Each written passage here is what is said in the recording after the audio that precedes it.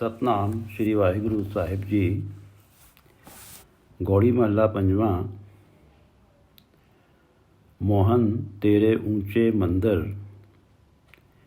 महल अपारा। मोहन तेरे सोहन द्वार जियो संत धर्मशाला। धर्मसाल अपार दयार ठाकुर सदा कीर्तन गावहे।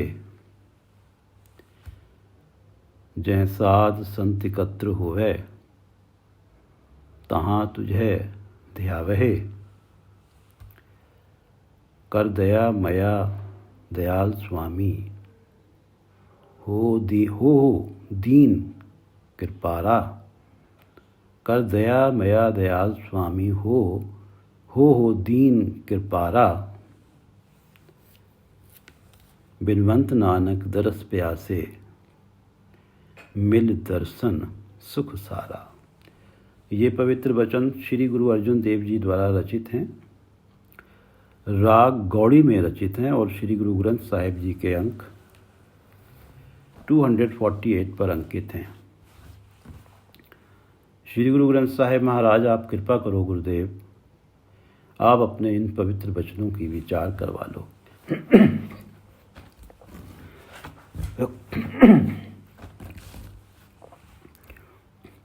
सतनाम श्री वाहिगुरु साहिब जी। मोहन तेरे ऊंचे मंदिर महल अपारा। ये जो रचना है, इस रचना के बारे में विद्वानों का मत है कि इसकी कुछ ऐतिहासिक घटना भी इससे जुड़ी हुई है। सिखों गुरु नानक देव जी की जो तीसरी जोत श्री गुरु अमरदास जी के दो पुत्र थे, भाई मोहरी जी और भाई मोहन जी। जब गुरु अमरदास जी ने अपनी गुरुगद्दी एक सेवक को दी, जो रामदास, जिनका नाम भाई जेठा था और जिन्हें उन्होंने गुरु रामदास जी कह के स्थापित किया, तो चौथे गुरु थे। तो ये परंपरा थी कि जिसको गुरुगद्दी पे बिठाया जाता था, जो उस वर्तमान में उस टाइम जो गुरु होते थे, वो उनके आगे मत्था टेकते थे। एक 5 पैसे रखते थे और नारियल रखते थे और मत्था टेकते थे। तो गुरु अमरदास जी ने अपने पुत्रों से भी मत्था टेकने के लिए कहा। तो भाई मोहरी जी ने तो मत्था टेक दिया, भाई मोहन जी नाराज थे। उनका मानना था कि जो गुरुगद्दी है घर में ही रहनी चाहिए। तो उसके बाद भाई मोहन जी ने, भाई गुरु अमरदास जी के पुत्र थे, तो घर के अंदर जितनी भी पोथियाँ थीं, प्रथम पातशाही गुरु नानक देव जी ने सारे भक्तों की वाणी इकट्ठी की थी। कबीरदास जी, रविदास जी, नामदेव, शेख फरीद जी, सैन जी, सदना जी, सूरदास जी, त्रिलोचन जी, जयदेव जी, पीपा जी, रामानंद स्वामी जी, धन्ना जी, भगत भीखन जी। तो इसके अलावा और भी 2 भक्तों की वाणी थी। तो ये वाणी उन्होंने इकट्ठी की थी और ये सारी वाणी हस्तांतरित होती चली आ रही थी कि जैसे गुरु नानक देव जी के पास थी, तो फिर दूसरे गुरुदेव गुरु अंगद देव जी के पास आई। उसके बाद वो गुरु अमरदास जी के पास थी। और गुरु अमरदास जी से अब वो सारी वाणी, सारी पोथियाँ गुरु रामदास जी के पास जानी थी। तो भाई मोहन जी ने उन पोथियों को अपने पास रख लिया। वो इस बात से नाराज थे कि गुरुगद्दी घर में ही रहनी चाहिए थी। अब जब 5वें गुरुदेव का समय आया, जो गुरु रामदास जी ने गुरुगद्दी गुरु अर्जन देव जी को दी, अब गुरु अर्जन देव जी ने गुरु ग्रंथ साहिब का संकलन करना था। तो जितनी भक्तों की वाणी गुरु नानक देव जी ने इकट्ठी की थी, और गुरु नानक देव जी की वाणी, गुरु अंगद देव जी की वाणी, गुरु अमरदास जी की वाणी, गुरु रामदास जी की वाणी, इन सब को मिला के उन्होंने एक संकलन करना था। इसके अलावा उन्होंने 11 भट्टों की वाणी भी उसमें रखी, वो एक अलग बात है। तो अब उनके पास पोथियाँ नहीं थीं, तो सिख लोग बहुत, जो उनके शिष्य थे, बहुत शिष्य गए उनके पास, मोहन जी के पास, कि वो पोथियाँ दे दें। तो उन्होंने पोथियाँ नहीं दी। तो तब फिर श्री गुरु अर्जन देव जी ने संगतों से कहा कि हम सब कीर्तन करते हुए चलेंगे और वाणी का कीर्तन करते हुए चलेंगे और उनके दर तक जाएंगे। तो ये माना जाता है कि मोहन जी का चौबारा थोड़ा ऊंचा था, तो वहाँ पर गुरु अर्जन देव जी पूरी संगत के साथ बैठे। ये जो शब्द है, इसका उच्चारण तो पहले हो गया था गुरु अर्जन देव जी द्वारा ही, लेकिन इस शब्द का ही उन्होंने गायन किया कि मोहन तेरे ऊंचे मंदिर महल अपारा। हालांकि इस शब्द में मोहन जो है, परमपिता परमात्मा को कहा गया है कि आप जो हैं सब जीवों को मोह लेते हैं। सारी सृष्टि में जो भी है आपकी शरण में, या जो आपको आपके चलत देखता है, वो मोहित हो जाता है आप पे। तो ये शब्द मोहन तो परमात्मा के लिए ही प्रयोग किया गया है, लेकिन इतना बड़ा कार्य होना था कि जो परमात्मा की वाणी है, कि जैसा कि गुरु नानक देव जी ने कहा था कि जैसी में आवे खसम की वाणी, तैसड़ा करी ज्ञान में डालो। मैं जो आपको उपदेश दे देता हूँ, ये मेरी वाणी नहीं है, ये परमात्मा की वाणी आती है, वो आप तक आ जाती है, इसमें मेरा कुछ नहीं है। तो ऐसी जो परमात्मा की वाणी है, उसका संकलन करने का इतना बड़ा कार्य था। तो गुरु अर्जन देव जी ने ये शब्द वहाँ गाया नीचे बैठ के, और सारी संगत उनके साथ गा रही थी। और ज्यों ही शब्द समाप्त हुआ, भाई मोहन जी से रहा नहीं गया ऊपर, वो सारी पोथियाँ लेके आए नीचे, और उन्होंने पोथियाँ गुरु अर्जन देव जी को हैंड ओवर की और उनके आगे नमस्कार किया, उन्हें गुरु माना। मोहन तेरे ऊंचे मंदिर महल अपारा। सारी सृष्टि को मोहने वाले परमात्मा, आपके बड़े ऊंचे मंदिर हैं, यानी कि आपके घर बहुत ऊंचे हैं। महल अपारा, आपके जो महल हैं वो अपार हैं, उनका पारला किनारा दिखाई ही नहीं देता। परमात्मा का जो महल हैं, परमात्मा के जो मंदिर हैं, उनका तो कोई हिसाब किताब ही नहीं है। सारी सृष्टि उनका घर है, और केवल हम तो यही यूनिवर्स को जानते हैं, इसके अलावा अनगिनत यूनिवर्स हैं, सब ही परमात्मा का घर हैं। मोहन तेरे ऊंचे मंदिर महल अपारा, मोहन तेरे सोहन द्वार जियो संत धर्मशाला। हे मोहन, हे परमात्मा, आपके द्वार पर संतों के लिए धर्मशाला बनाई है। ये जो सारी धरती है, ये परमात्मा ने एक धर्मशाला बनाई है, जहाँ पर हर जीव को एक धर्म के साथ जीना है और अधर्म का यहाँ नामो निशान नहीं रहना है। और यहाँ पर इस हिसाब से बनाई कि जो भक्त हैं वो बैठकर परमात्मा का भजन करें। मोहन तेरे सोहन द्वार जियो संत धर्मशाला। तो जो संत हैं तेरे द्वार पर तेरा भजन करते हैं, तेरा कीर्तन करते हैं, और वो कीर्तन करते हुए बड़े सुंदर लगते हैं। और ये भी एक सत्य है कि जहाँ संगत बैठ के कीर्तन करती है तो वो एक आश्चर्यजनक नज़ारा होता है, और जो भी वहाँ से गुजरता है वो प्रभावित हुए बिना नहीं रहता।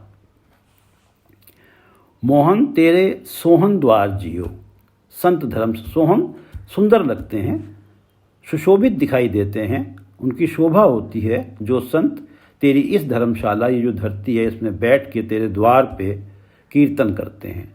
मोहन तेरे सोहन द्वार जियो संत धर्मशाला, धर्मसाल अपार दयार ठाकुर सदा कीर्तन गावही। अपार, हे परमात्मा, आपके गुणों का कोई हिसाब नहीं है, आप बेअंत हैं, आपके गुण अपार हैं। दयार, आप दयालु हैं, सब जीवों पे दया करते हैं, और दया करते वक्त उनकी गलतियों को भी अपनी नज़र में नहीं रखते। ठाकुर, आप सारी सृष्टि के पालनहार हैं, स्वामी हैं। तेरी इस धर्मशाला में, इस धरती में जो तेरे संत हैं, सदा कीर्तन गावही, सदा ही वो तेरा कीर्तन गाते हैं। इस धरती रूपी धर्मशाला में तेरे जो संत हैं सदा ही तेरा कीर्तन गाते हैं। धर्मसाल अपार दयार ठाकुर सदा कीर्तन गावहे, जह साध संत इकत्तर होवे तहाँ तुझे ध्यावे। जहाँ पे भी तेरे साधु तेरे संत एकत्र होते हैं, इकट्ठे होते हैं, तहाँ तुझे ध्यावे। वहीं पे तेरी चर्चा करने लगते हैं, वहीं तेरा ध्यान करने लगते हैं, वहीं पर तेरा गुण गाने लगते हैं। जह साध संत ये दिखाई देता है कि जब भी जो जिनके हृदय में परमात्मा के प्रति जो भक्ति होती है वो प्रेम से भरी हुई होती है, और जब ऐसे लोग एकत्र होते हैं तो उनके बीच में चर्चा केवल परमात्मा के गुणों की ही होती है, चर्चा केवल परमात्मा के नाम जपने की ही होती है, चर्चा केवल अच्छे कर्मों की ही होती है। जह साध संत इकत्तर होवे तहाँ तुझे ध्यावे। कर दया मया दयाल स्वामी हो दीन कृपारा, बिनवंत नानक दरस प्यासे मिल दर्शन सुख सारा। कर दया मया, हे परमात्मा दया करो, मया करो। मया का अर्थ भी दया है। कर दया मया दयाल स्वामी, हे हमेशा से दयालु परमात्मा, हे दयालु स्वामी।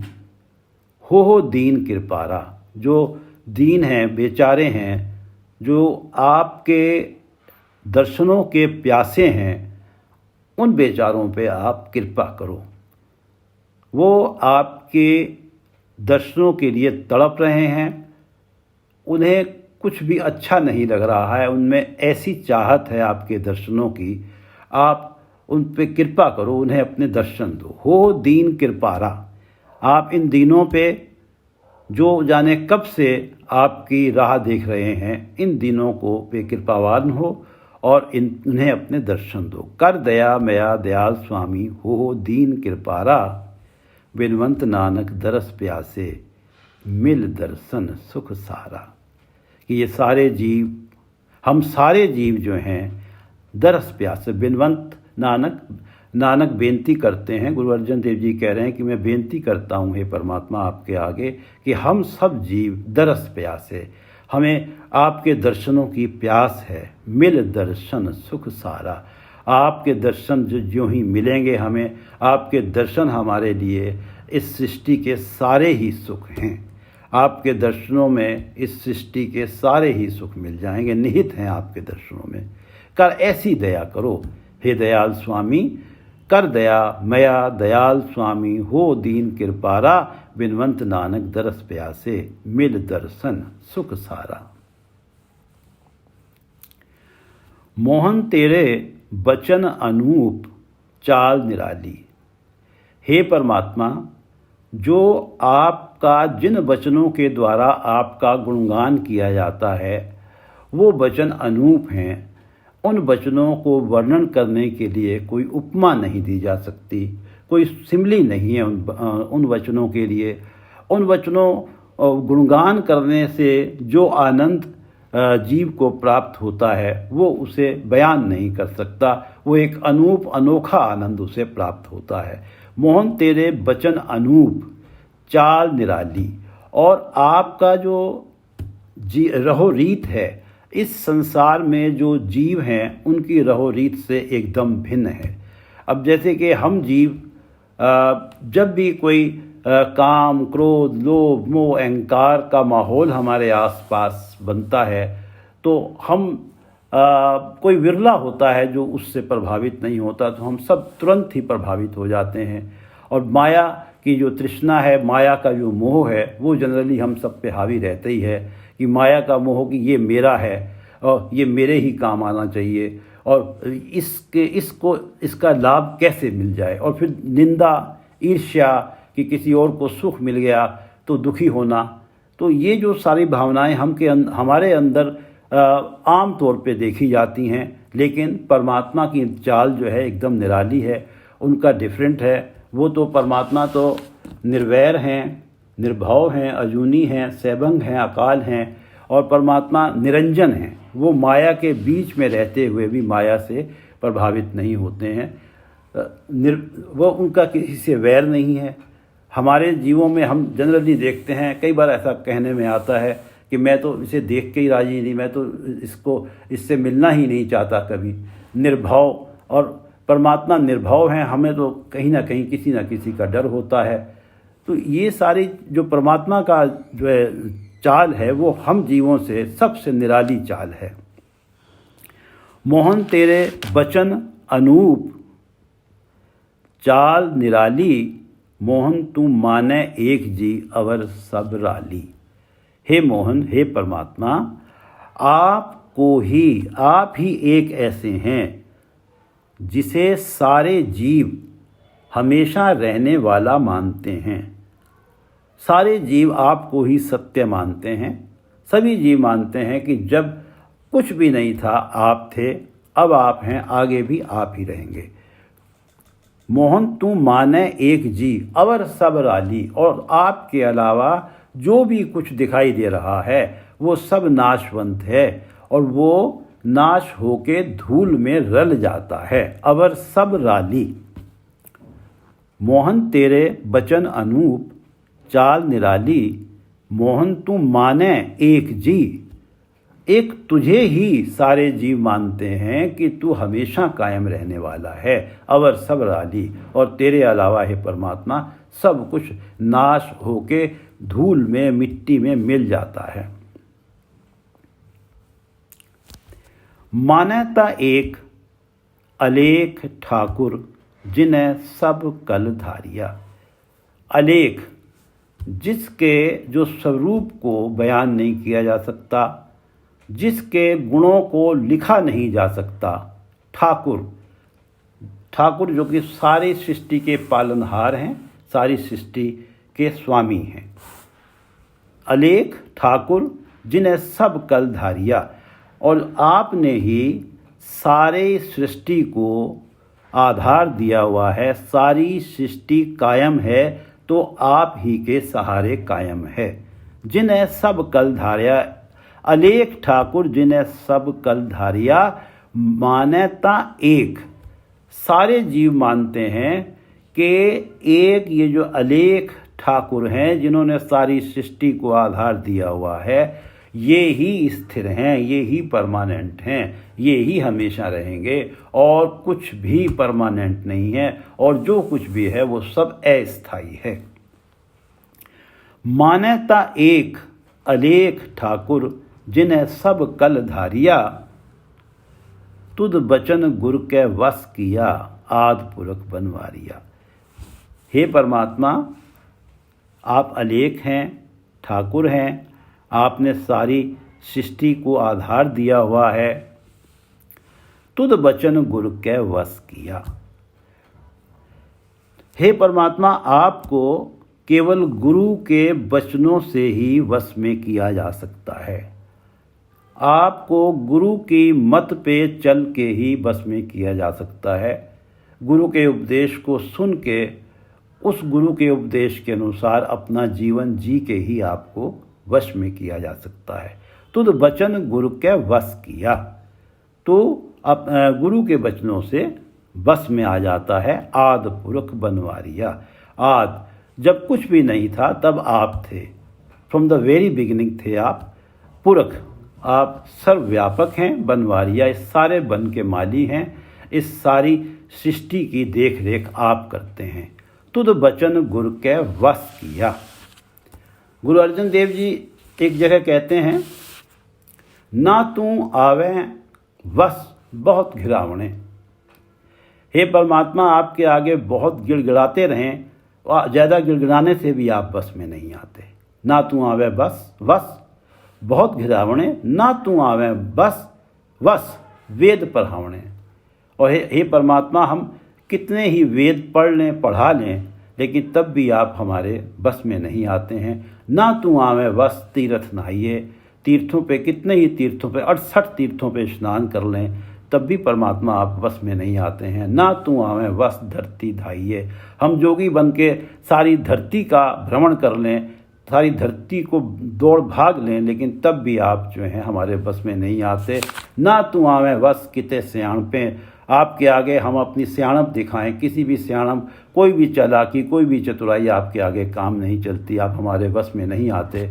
ना तू आवे वश बहुता दान दे। हम कितना भी दान इस सृष्टि में दे दें, लेकिन है तो सब कुछ आप ही का दिया हुआ। उस दान के देने से भी आप वश में नहीं आते हैं। सबको तेरे वश अगम अगोचरा। हे परमात्मा, आप अगम हैं, आप तक पहुंचा नहीं जा सकता। आप अगोचर हैं, आपको हम अपनी ज्ञान इंद्रियों से महसूस नहीं कर सकते, आपको हम देख नहीं सकते। आप सारे जीव, सारी सृष्टि आप ही के वश में है। सबको तेरे वश अगम अगोचरा, तू भगता के वश भगता ताण तेरा। हे परमात्मा, आप किसी भी ढंग से वश में नहीं आते, लेकिन जो तेरे सच्चे भक्त हैं, जो प्रेम भाव के साथ तेरी भक्ति करते हैं और जिन्हें केवल तेरा ही आधार है, जो ये समझते हैं कि उनका जो भी बल है परमात्मा तुम ही हो, आप बड़ी सहजता से उन भक्तों के वश में आ जाते हैं। तू भक्ता के वश भक्ता ताण तेरा। इसी तरह से संत रविदास जी कहते हैं कि जो हम बांधे मोह फास। हे परमात्मा, आपने सब जीवों को मोह से जकड़ा हुआ है, सब जीवों के अंदर मोह भरा हुआ है। जो हम बांधे मोह फास, हम प्रेम बंधन तुम बांधे। हमने तुम्हें प्रेम बंधन में बांध लिया है। हमने अपनी प्रेमा भाव वाली भक्ति से आपको बांध लिया है। अपने छूटन को जतन करो। अब हमारा जो बंधन है, जो प्रेमा भक्ति का बंधन है, इस बंधन से आप छूट के दिखाओ। आप कितनी भी कोशिश करो अब कि आप हमारे इस बंधन से छूट नहीं पाओगे। अपने छूटन को जतन करो। हम छूटे तुम आराधे। हम तो तुम्हारी आराधना करके इस मोह की फांसी से छूट जाएंगे। जो हम बांधे मोह फास, हम प्रेम बंधन तुम बांधे। अपने छूटन को जतन करो, हम छूटे तुम आराधे। तुद बचन गुरु के वश किया। गुरु के जो मत है, गुरु के जो वचन है, उनको सुनकर, उनको अपनाकर तू उन भक्तों के, गुरु के सेवकों के वश में आ जाता है। तुद बचन गुरु के वश किया, आद पुरख बनवारिया। हे आद फ्रॉम द वेरी बिगिनिंग है आप सर्वव्यापक हैं और इस सारी सृष्टि के मालिक हैं, देख रेख करने वाले हैं। तुद बचन, आप आद पुरुष बनवारिया, आपको गुरु के वचनों से ही वश में किया जा सकता है। गुरु के वचनों पे चल के ही आपको वश में किया जा सकता है। तुद बचन गुरु के वश किया, आद पुरुष बनवारिया। तू आप चलिया, आप रहया, आप सब कल धारिया। तू आप चलिया, जीवों के अंदर आप हैं। तो जीव तो इस सृष्टि में आते हैं और चले जाते हैं। तो इस तरह से आप जो हैं इस सृष्टि में आते हैं और चले जाते हैं। तू आप चलिया, आप रहया। और जब हम देखते हैं कि आप निराकार हैं, तो आप हमेशा थे, अब हैं और हमेशा रहेंगे। जीवों के अंदर आप बैठे हुए हैं, इसलिए आप जन्म लेते हैं, चले जाते हैं। और जब आपको निराकार देखते हैं तो आप हमेशा हैं। तू आप चलिया, आप रहया, आप सब कल धारिया। आपने ही इस सारी सृष्टि को आधार दिया हुआ है। ये सारी सृष्टि कायम है तो आपके सहारे ही। बिनवंत नानक पैज राखो, सब सेवक शरण तुम्हारिया। तू आप चलिया, आप रहया, आप सब कल धारिया। बिनवंत नानक पैज राखो, सब सेवक शरण तुम्हारिया। गुरु अर्जुन देव जी परमात्मा के आगे बेनती करते हैं, बिनवंत बेनती करते हैं, हे परमात्मा पैज राखो, आप लाज रखो। हम सब सेवक आप ही की शरण में हैं, सब सेवक शरण तुम्हारिया। तू आप चलिया, आप रहया, आप सब कल धारिया। बिनवंत नानक पैज राखो, सब सेवक शरण तुम्हारिया। वाहिगुरु जी का खालसा, वाहिगुरु जी की फतेह।